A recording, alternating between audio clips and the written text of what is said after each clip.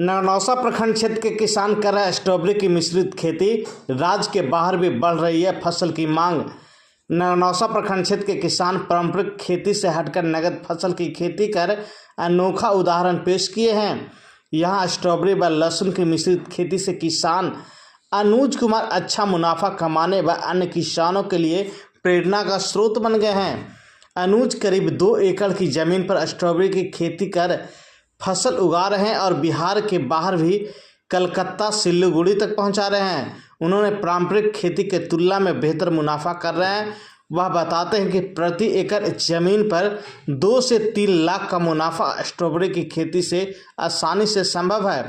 शुक्रवार की शाम 5 बजे किसान अनुज कुमार क्या कुछ कह रहे हैं, जरा सुनिए। दूसरे फसलों से थोड़ी इसमें आमदनी हो जाती है। पुराने क्रॉप है, धान गेहूं सब्जी से कुछ अच्छा हो जाता है, इसीलिए इस पर लगाने का ध्यान था तो हम लोगों ने लगाया। और कब से कब तक ये फसल अक्टूबर से लेकर के फरवरी तक रहता है। गर्मी में नहीं होती है, जब तक ठंड रहता है ठंड का फसल है। और ये मिश्रित खेती आप कर रहे हैं, जो लहसुन भी है उसको आपने उगाया, क्या उससे असर पड़ता है? ये फसल में नुकसान नहीं देता है, इसीलिए लहसुन लगाए। कुछ लहसुन से भी ऐड मिल जाएगा उसी फसल में। स्ट्रॉबेरी के साथ साथ उससे अगर हो गया तो कुछ ना कुछ फायदा दे जाएगा ही लहसुन। और उसको कुछ स्पेशल नहीं करना पड़ता है, पटवन नहीं करना स्पेशल, सिंचाई नहीं करनी है स्पेशल, खाद नहीं देना स्पेशल। वो जो स्ट्रॉबेरी में पड़ता है वो उसी से हो जाता है। तो ये ड्रिप इरिगेशन के माध्यम से आप सिंचाई कर रहे हैं, ड्रिप इरिगेशन से क्या फायदा और बाकी किसान इसका लाभ कैसे ले सकते हैं? ड्रिप इरिगेशन से खाद की बचत है, समय की बचत है, पानी की बचत है।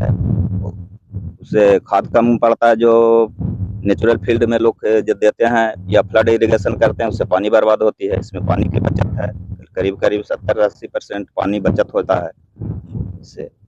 और फर्टिलाइजर भी देने के लिए अलग से आपको मेहनत मजदूरी नहीं करना पड़ेगा। उसमें टैंक होता है, टैंक से ही दे दीजिए, पौधे के नज़दीक चला जाता है। तो ये सब बचत होती है। और अनुदान के लिए तो गवर्नमेंट का इसका है, उद्यान विभाग के पास जाएं किसान अपने ब्लॉक में, उद्यान पदाधिकारी से मिलें। और इसके लिए तो लोग प्रयासरत हैं कि कितना ज़्यादा से ज़्यादा किसान ड्रिप लगा लें।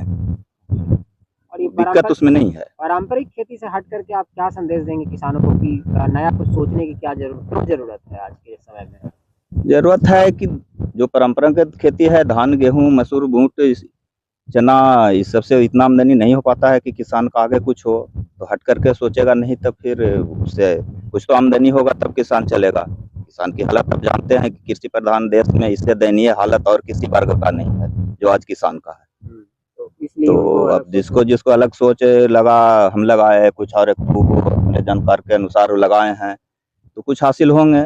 लेकिन हमेशा नहीं होता है। जो कृषि का ये है कि नुकसान कभी भी आपको हो सकता है, किसी साल बढ़िया हो गया, किसी साल नुकसान हो गया, ये परंपरा लगा रहता है और कोई दिक्कत नहीं है। फसल हम कलकत्ता बेचते हैं, इधर सिलीगुड़ी तरफ भेजाते हैं। लोकल में बिक्री कम है, कुछ पटना भी बेचते हैं, पटना में भी बिक जाती है। सरकार से क्या डिमांड करेंगे आपको कि कैसे और लाभ पहुंचाया जा सकता है किसानों को? लाभ पहुंचाया जा सके, इसमें इसका कुछ एक प्रोसेस यूनिट हो। नालंदा जिले में तो बहुत कम खेती हो रही है, लेकिन औरंगाबाद में हो रही है। तो कुछ फसल में इसका वेस्टेज चल जाता है, फरवरी मार्च में इसमें फसल गर्मी में बेस्ट चल जाता है। जो अगर यूनिट वगैरह में जाए, क्योंकि स्ट्रॉबेरी का तो हर जगह उपयोग होता है। आपके सौंदर्य प्रसाधन में बहुतों से साधन है, आइसक्रीम है, उस जगह जाने का कुछ व्यवस्था हो तो जो हानि होने का रहता है उससे बचा जा सकता है। तो इसका कहीं पर नहीं हम लोग को मिल रहा है। तो फरवरी में या मार्च में बहुत सब फल खराब हो जाता है, फलने के बाद भी। मार्केट मुहैया करवाए। हाँ। और इसमें आप कुछ किसानों को, सरकार को कुछ संदेश देना चाहेंगे? सरकार को तो ड्रिप के माध्यम से तो सरकार बिल्कुल खोज रही है, किसान ही नहीं जा रहे हैं, लगा रहे हैं माध्यम से।